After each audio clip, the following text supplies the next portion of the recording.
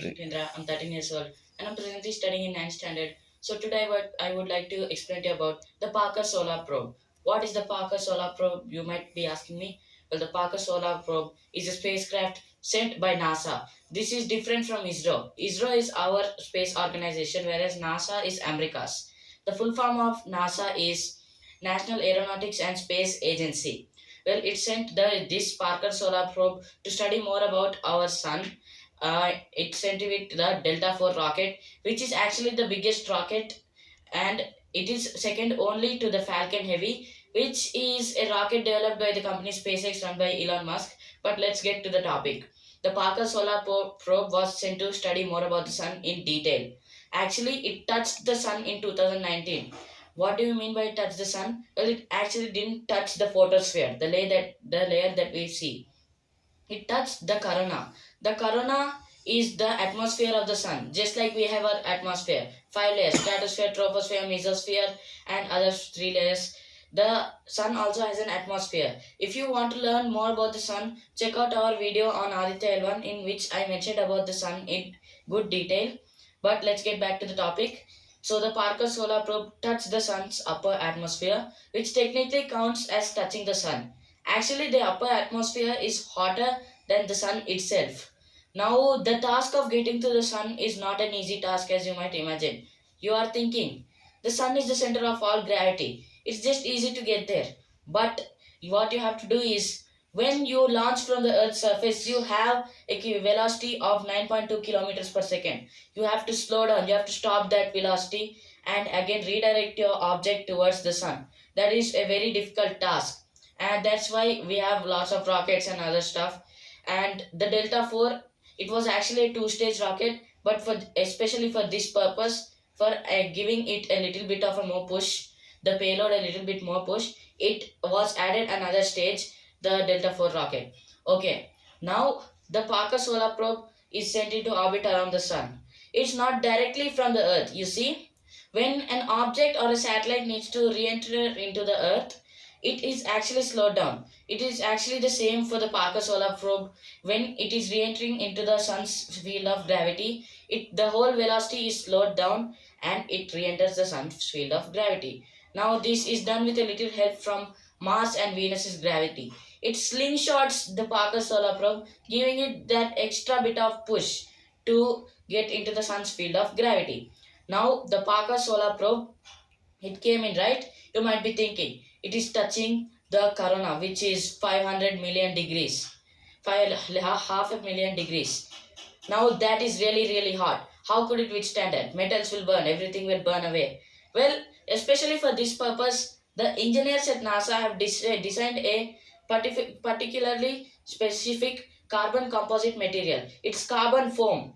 Now it is a very porous material, which means there's a lot of space for air to get in, and we all know air is a good insulator of heat. So air will stop the heat from reaching the backside, the most important part of the Parker Solar Probe, the sensors and the oscilloscopes and other stuff to look at the reading.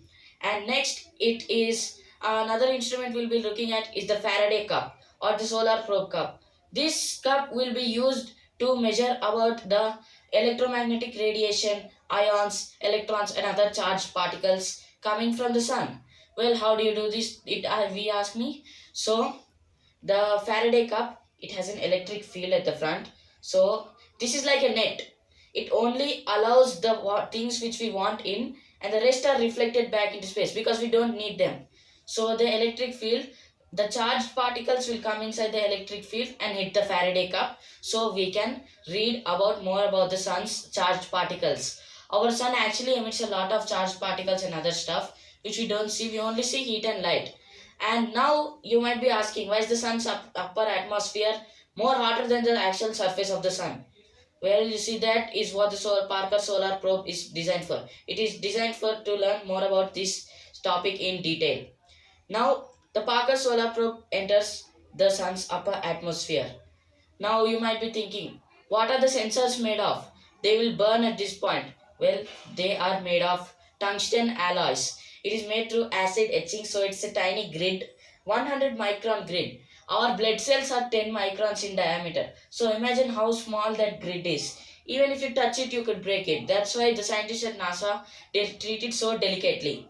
And then the tungsten alloy, you have it as a very strong metal point because the melting point of tungsten is very high. That's why it's used in light bulbs. The light bulbs in the tungsten filament in light bulbs can reach up to 3000 degrees Fahrenheit, which is almost the temperature which the Parker Solar Probe reached. Now, you might be thinking there should be wires, right, to connect the circuits and other stuff. What are the wires made of? Copper would just be a pool of metal, so they made it with niobium. Niobium, it's an alloy which is made from 93% niobium, some titanium, and hecarinum alloy, etc. Now, in our earth, we use plastic insulation for wires. But since plastic doesn't work at 3000 degrees Fahrenheit, they used sapphire. Sapphire is a form of diamond. So, it was very expensive to manufacture the wiring and other stuff.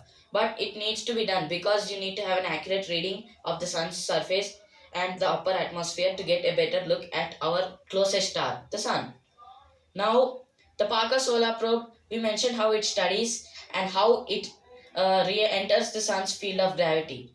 How it does it go again?